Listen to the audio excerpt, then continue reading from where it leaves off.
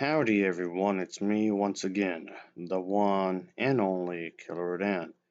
So for today's video, I figured I would revisit a franchise, a character I haven't really spoken about in a good while.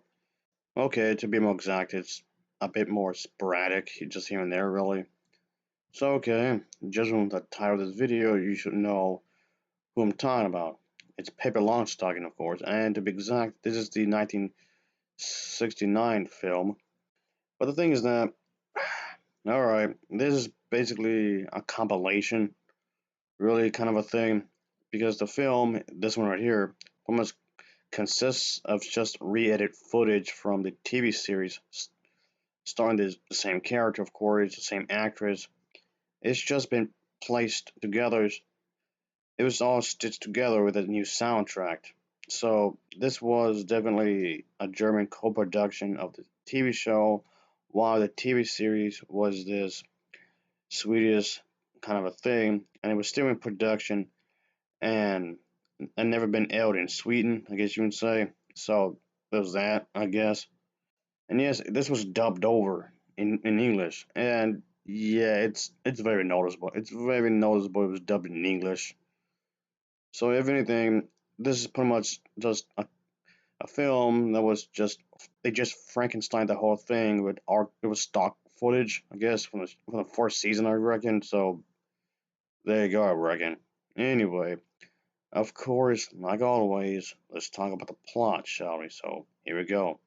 So, okay, just like the TV series, the live action TV series, I mean, the main character is this young girl, Pippi Longstocking. She moves into this abandoned place, this redhead, Pippi Longstocking, living on her own, and just want to do things her way. And of course, she has a monkey named Mr. Nelson, and she has a horse. But the thing is that okay, the whole thing of school and whatnot does come into play here. There are these two neighboring children that done that come on just done their own thing. They pretty much befriend the character Pippi, and they just have their own adventure throughout the entire thing. So eventually, these characters will become this inseparable individuals, and they just embark on a series of crazy little things, I guess you can say. And the adults may not like this. Of course, the adults don't care for this kind of a thing because the adults might find this rather annoying. Of course, they don't like what Pippi's doing. I guess in some ways, Pippi doesn't, Longstock doesn't really understand the customs, really, of this town. Well, it's either that, or she just doesn't care. She doesn't really care. It could go either way, I guess.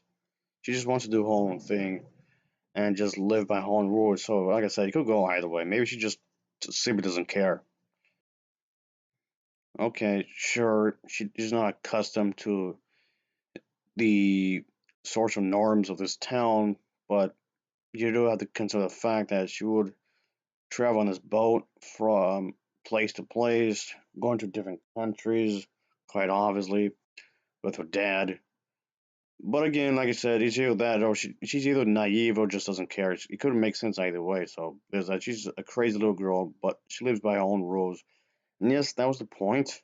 When you think about it, that was the idea. She's rebellious. And yes, of course, like I was saying, many adults may not like this really because she didn't grow up in a traditional environment at all. And as a result, she tends to think for herself. Yes, quite clearly, the whole thing. Pippi Longstocking is still the strongest little girl around. That's still a thing, even in this version, I suppose. That's still a thing, folks. Anyway, there are these two bubbling cops in this movie, and they're on her case with crazy results, so to speak. And this is whole bit where there was this like this scheme has been played to have Pippi Longstocking be placed in a children's home. That's a thing in here as well. But anyway, that's pretty much what this film is centered around. That's pretty much what this film is focusing on. That's about it, really. I mean, there's other moments I like to bring up, but I'll just leave it alone because I don't want to spoil it too much, really. I mean, I have like an occasion done that, give a spoiler, type of video, but still though. Anyway, as mentioned earlier, folks, scenes from the TV show were stitched together, and that was about it when it comes to production. Of course, a new soundtrack was added, as mentioned previously. Just unfortunately, that right there just makes this entire thing feel a lot more cheaper than it should be. And you can tell in a lot of ways because of that. Anyway, so yeah, that kind of bothers me in some ways. And when I found out about this film, that's like the first immediate thing that came to mind. And yes, it it just showed that I was right all along. That's pretty much what this is. It just stitch a lot of this together, really. But for what it's worth, it's fine. Even though, despite the facts, no brand new footage was ever recorded at all. But still, I mean, I could have done, I could have seen a lot worse, I suppose, and I have seen a lot worse. Since this is a franchise I'm fairly familiar with, I might as well just come back to it, even if for a brief moment, due to the fact that I've I've said it quite a few times before, where I would say if I talked about one entry of a franchise, I might as well just talk about them all, unless there's like a specific reason not to, I guess. Well, that seems to be the general rule of thumb here when I talk about this kind of stuff. Anyway, like I said a moment ago, folks, for what it's worth, that was a decent enough thing to watch. This movie, of course, and yeah, that's all I can really say is. And if you could get by the, I guess, the cheapness of it, the, I guess, less than stellar dubbing, I guess you'd be fine, I suppose. And anyway, I'll give this, at least this version of it, an overall rating of a 6.8 out of 10. It gets a 6.8 out of 10 from me. So as always, thank you for watching. See you. Oh yeah.